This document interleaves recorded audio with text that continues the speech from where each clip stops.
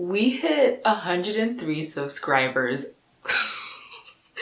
Oh my gosh, thank you so much. Like, this is just great. Like, if you're able to make complex storylines and make them give character growth and strength and level them up, just do the exact same thing you did with the male characters and do them with the female characters. It's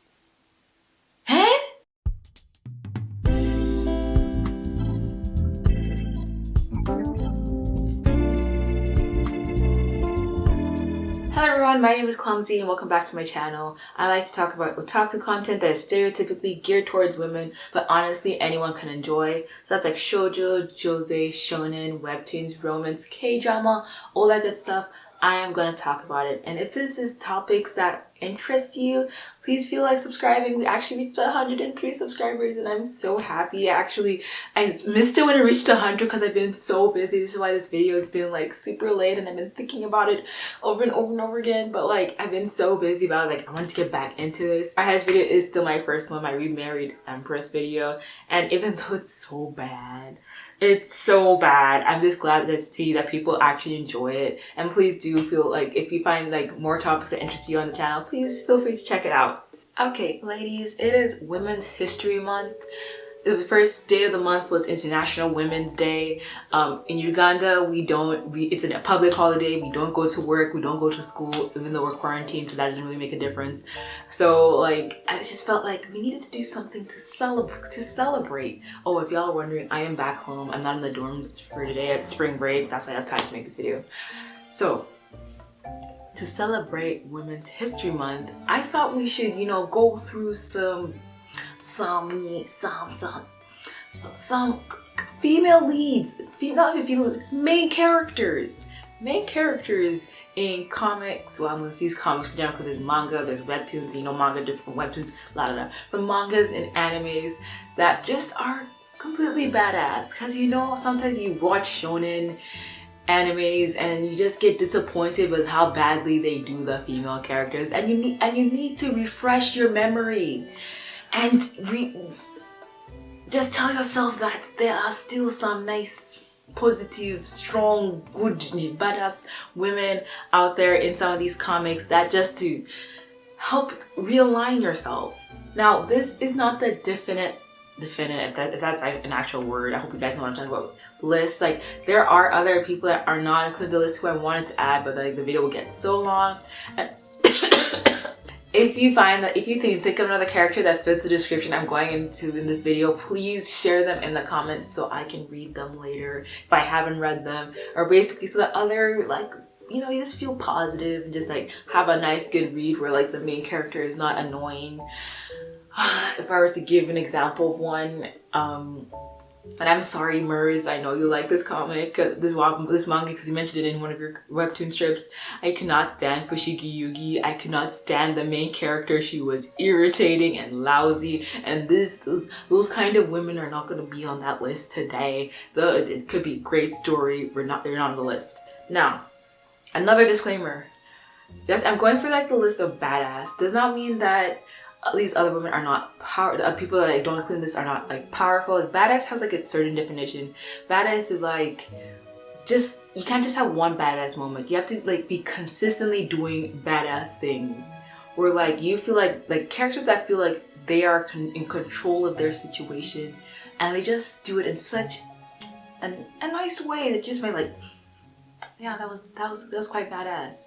But that doesn't mean that there aren't like powerful and strong female leads, but I'm just gonna put it more on like the badass category. If you honestly just share whoever you want in the comment, as long as it's not an annoying main character who's female, like in the comic, just feel free to add it. So the first person we are going to go to on the list is Tsukasa Kozuki from Tokyo Crazy Paradise. I actually used to look up to this girl a lot when I was in high school. Tokyo Crazy Paradise is one of Shuki Nakamura's like earlier works before Skip Beat. It's about, basically, Japan is not safe for women, and women are always like at risk of being attacked or taken advantage of. So Tsukasa's parents, basically, who are police officers, tell her to dress up as a guy so that she can feel safer and basically teach her how to defend herself and all these things. Except Tsukasa's parents end up dying, and she and her older brothers are left with nowhere to go. So she ends up getting, she ends up owing money to one of her classmates, Ryuji, who is actually part of a mafia group. He's actually the head of the Kuryugumi Yakuza group. And now, because she owes him a debt, she acts as his bodyguard. I was obsessed with gender bender bodyguards mangas for like a while. That was just like, if that combination was there, I was reading it. I just loved gender bender female characters who were just killing it. Why is Tsukasa Kozuki a badass? She's a badass because, one, she can fight. Like, honestly, like, you can see her. She's one of like the best fighters. Like, technically she is the best fighter in this comic. She's just like in control, defeating all these guys with guns, and she just looks epic doing it.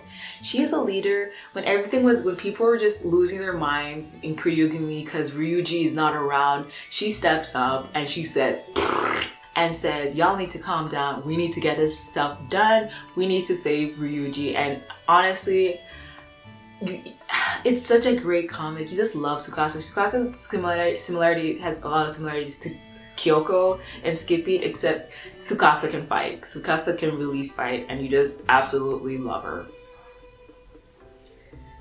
Oh, I forgot to add this. She doesn't take any of Ryuji's BS. Ryuji's like the leader of the whole Yakuza group and everyone's scared of him, and she's like, no, she just does not. She's not fazed by it at all, and I absolutely love that about her. Tsukasa Kozuki. Next, we have someone you've probably seen in a lot of profile fiction but probably don't know who she is. Michiko from Michiko and Hatchin. Michiko and Hatchin is a story about a girl who's been part of like gangs. I guess there's a theme here. Was part of the gang since she was young, and she ended up falling in love with this guy. Now she ends up getting arrested and taken to jail.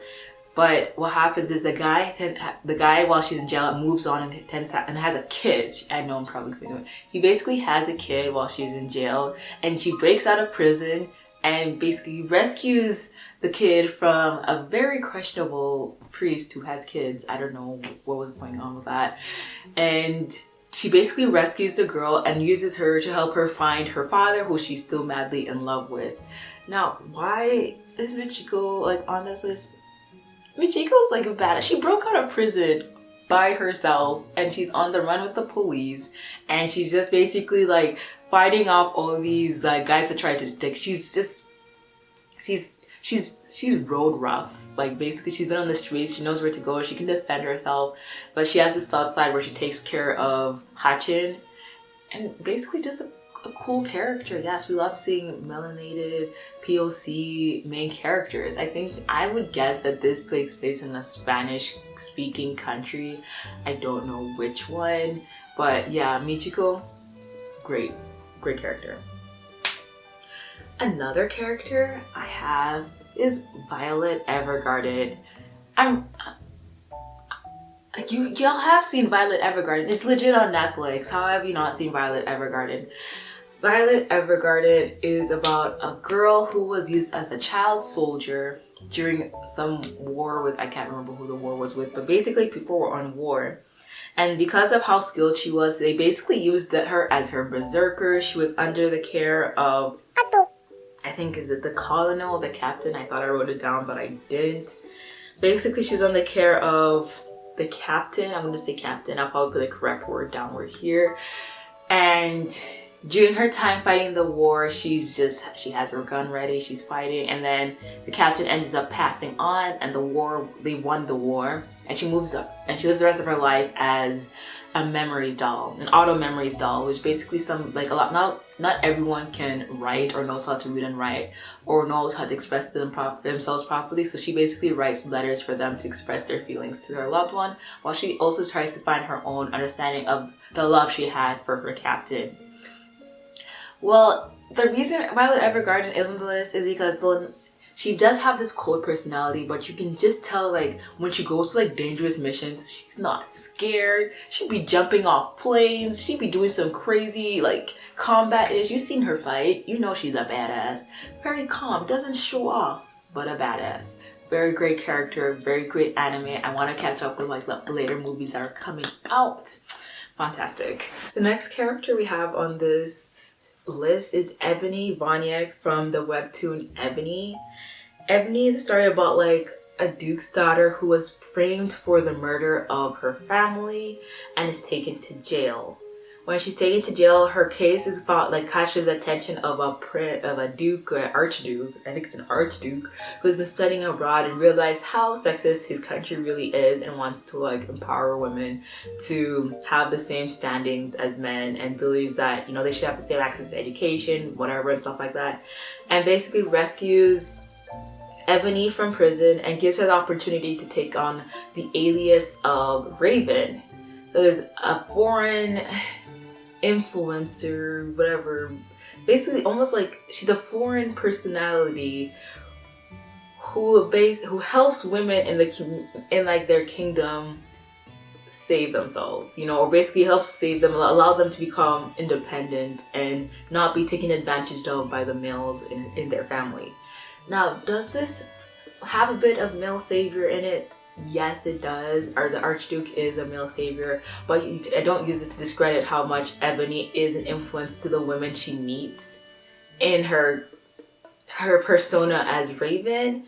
And I feel like that is pretty badass because like her character is so different from like how she really, like how she is away from the persona, but there she's almost like a top spy kind of style, like a very confident spy character. And I think that's pretty badass, which is why Ebony is on the list.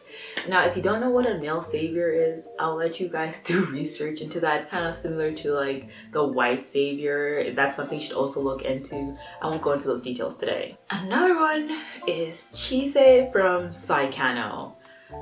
Ooh, so I remember watching Saikano and being like, wow, this is sad.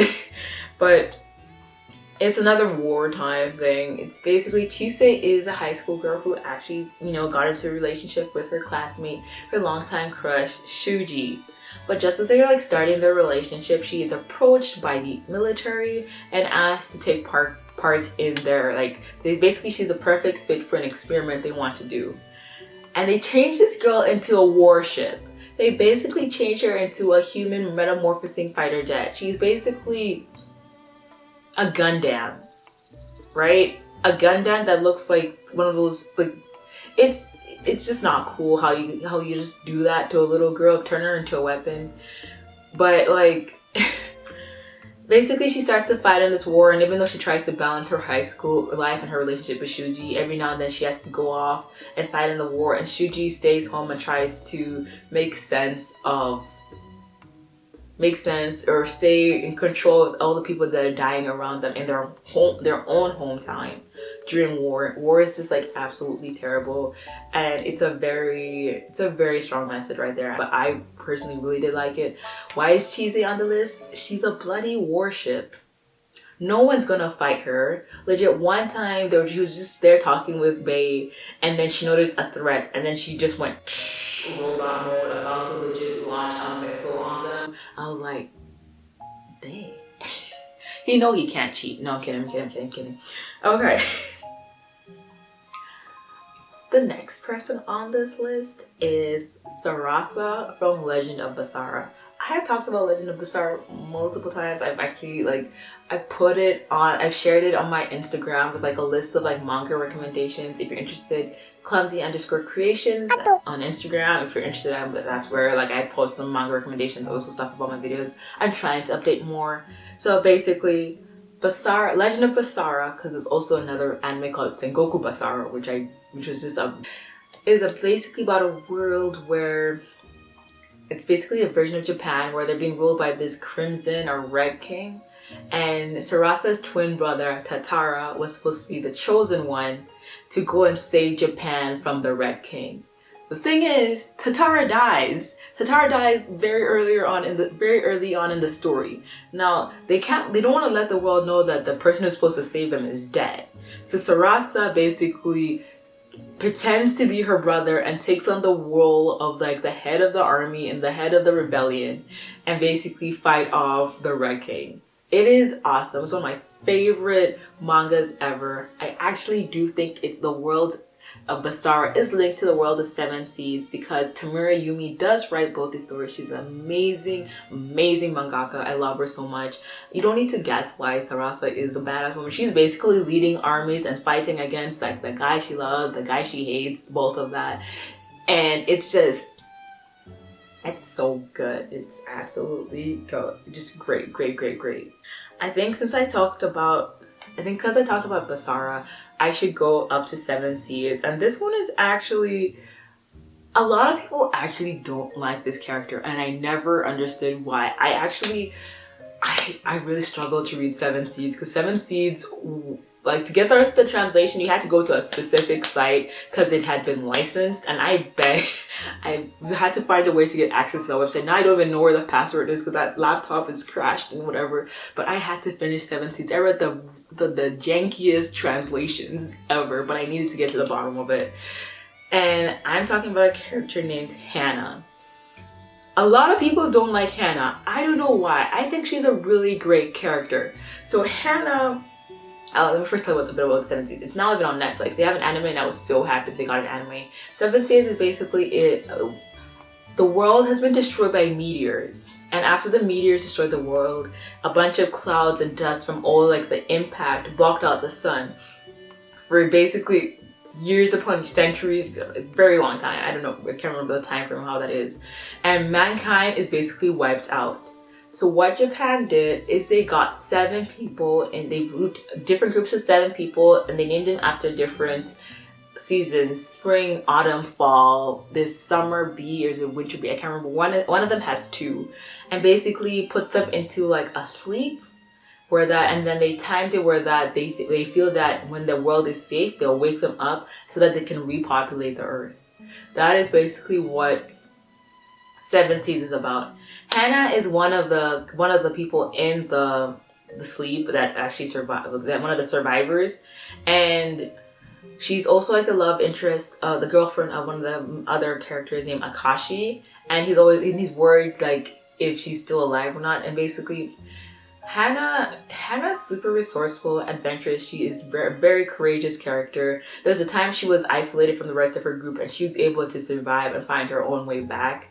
I think one of the most badass moments, and this is a spoiler, I'm sorry, I feel like one of the most badass moments of hers was when she refused to forgive Argo. Now Argo's character was very interesting, very real, and when she said like, I don't forgive you for this, like, I know as a Christian we're supposed to forgive and stuff like that, but it's her choice. Like, I understand it's her choice, but she was strong enough to say that I'm still hurt by this and I am not going to take it. And I'm like, you go, girl, do what you want. But people like don't like her. I remember after reading Seven Seeds, you know what you do? You go, you find a community. So I joined the Seven Seeds Facebook group, and I found out a lot of people didn't like her, and I'm like, but she's such a strong, great character. Why don't you like her? But you know, it's whatever. Another like really classic story. Now I'm basically dating myself. If you've been reading manga, shoujo, jose for more than 5 years, around 5 years or more, I've been reading it. I've been a proper otaku since 2012, but like been watching anime and not knowing it was anime since way before then. You should have read this. This is Anatolia's story, Red River. This was like the OG isekai, like up with like Inuyasha time period. Like, how have you not read this? How have you not read Anatolia's stories, Red River? Please leave and you read it and you come back. It's a classic, absolute classic. Basically, Yuri is a isekai by like a jealous queen who wants to use her as a sacrifice so that she can end up killing like the crown prince, or basically destroying him. And when she's brought into the world, she ends up, of course, falling in love with the crown prince because this is a romance shoujo isekai. What else did you expect? But then she also ends up becoming like the symbol of war and fertility, fighting alongside her prince husband guy, and basically being a bomb character. Not like in the beginning, she was a little irritating. But then afterwards, she woke up. She figured out what was going on and was able to start fending for herself. yeah, she was not annoyingly useless throughout the story, unless just in the beginning. Don't worry, it gets better. Fantastic character. Please go and read Anatoly's story, Red River. The lighting's different. Now let's talk about a character who's just been, yes, finally positive. Like, I know we've been disappointed with how shonen female characters are written many times. We do have some positive examples like Mikasa, thank you. But a lot of times the female characters in shonens are just pushed to the side and actually don't fight well, and it makes me really angry. But then we have Emma from Promised Neverland, who I actually cosplayed at AnimeCon. Now, Emma is a female character in shonen done right. Like, if I were to describe her character, she's basically gone from Hunter x Hunter. Oops, I almost said Hunter x Hunter. From Hunter x Hunter was a girl. That's basically how you would describe her personality, and there is nothing wrong with that. I really would like. I'd basically be saying this all the time. Apply the same logic you use for male characters in shonen, and just put them on female characters. It's just as simple as that. Like, if you're able to make complex storylines and make them give character growth and strength and level them up, just do the exact same thing you did with the male characters. And do them with the female characters. It's... Huh? Have you had? I don't... Basically, Promised Neverland is a story about orphans who are basically raised to become food for demons. Great story, very lighthearted story right there. But Emma and her friends actually find this out, and they do what they can to escape and survive. And Emma is the main character. She has the cliche we've come to expect shonen main character tropes and character traits, and I don't expect anything less just because she's a female. It's perfect. It's great. You love Emma. You root for her. She's a great character, and I feel like she's like a positive. She's like a step in the right direction for female main characters in shonen, something we want to see more of. Thank you, Emma, for the great representation. Okay, the next one is somebody who, like, I've talked about before on this channel. Y'all know her. She has like my video with my most views is on her. We're talking about Navier from Remarried Empress. I won't go into what Remarried Empress is about. I'll actually just put in my video right here so you can just listen to that. Basically, Navier is an empress whose husband took on a mistress, and she is basically trying her best not to get involved and to stay about her business. But her husband just keeps giving her so much shit about it.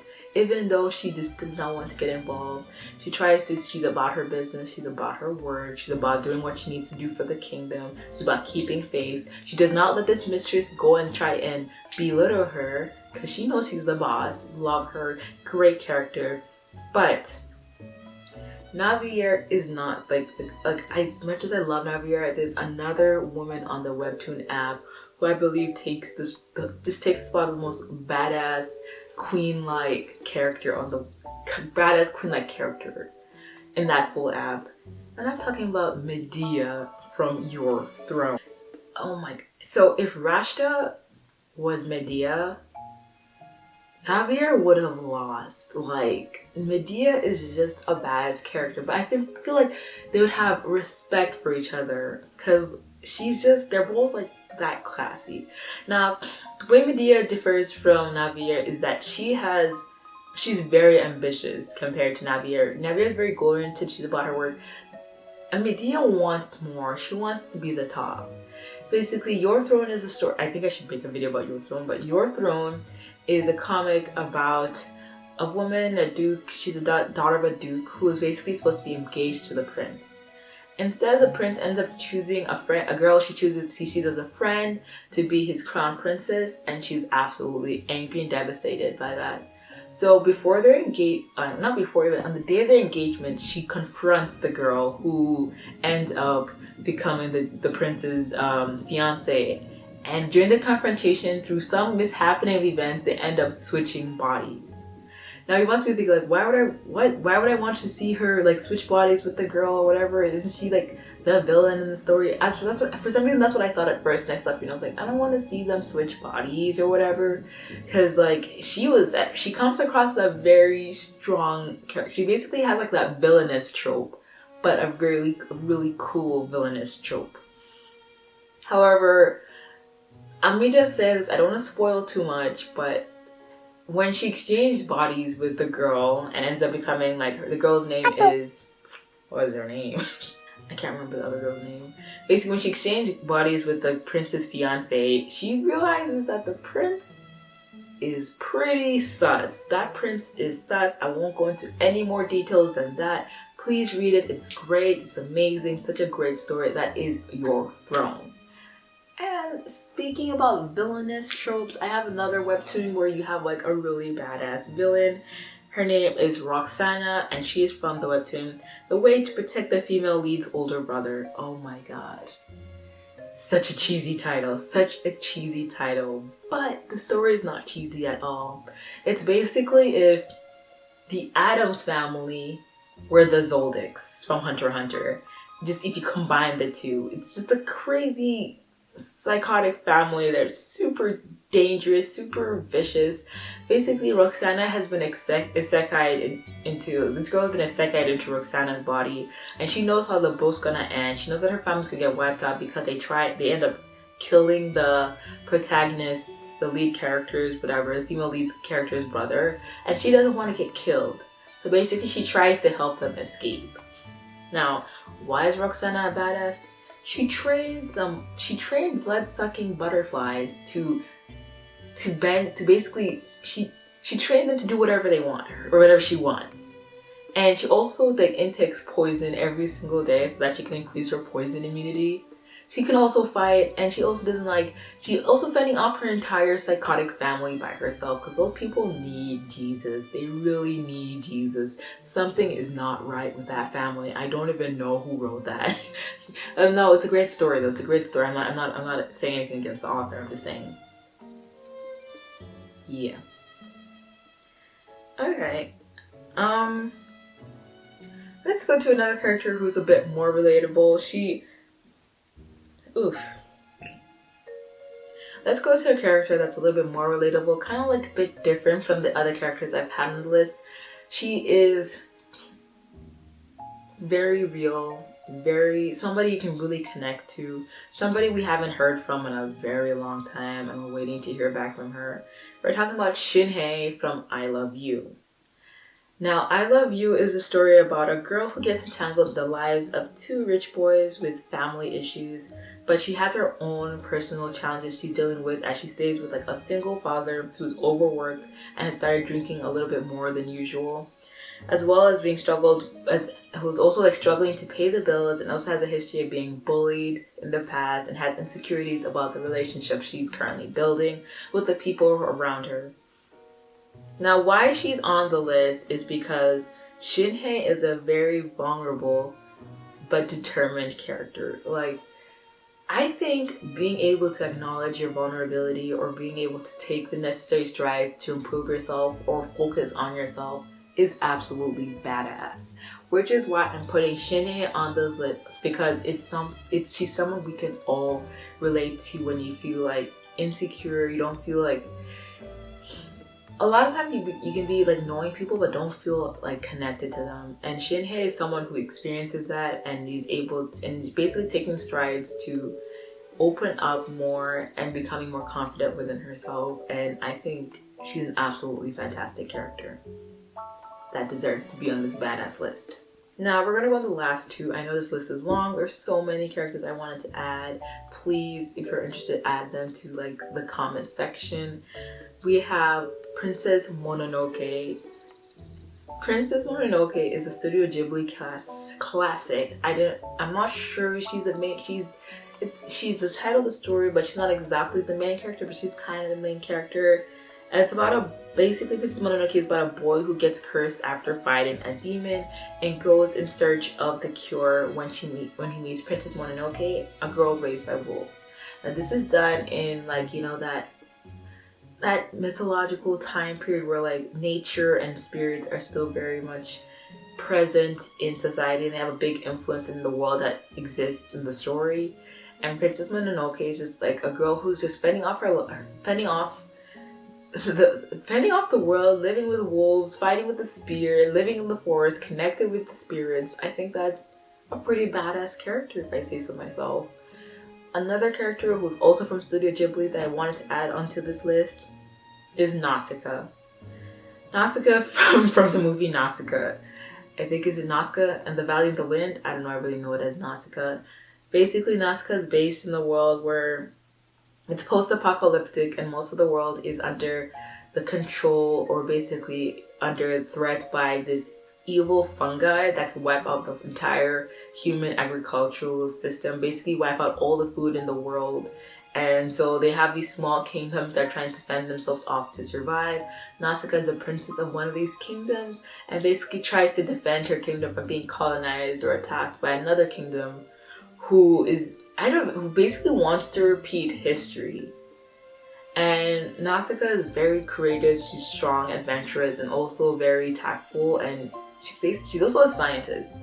Like, hello, great character right there. And she has help from other people, but it's mainly her who goes and fends off her kingdom and tries to connect with like the animals that have taken over the world and try to like make peace with them so that humans and them can both coexist with each other. Great character. Yeah, I think that is it for the list. It's just nice to see like positive female representation.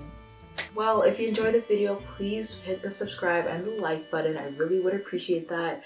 We reached 100 subscribers. Join the family, please. Please join. Become part of me. Yes, yes, yes. Thank you so much for watching and bye.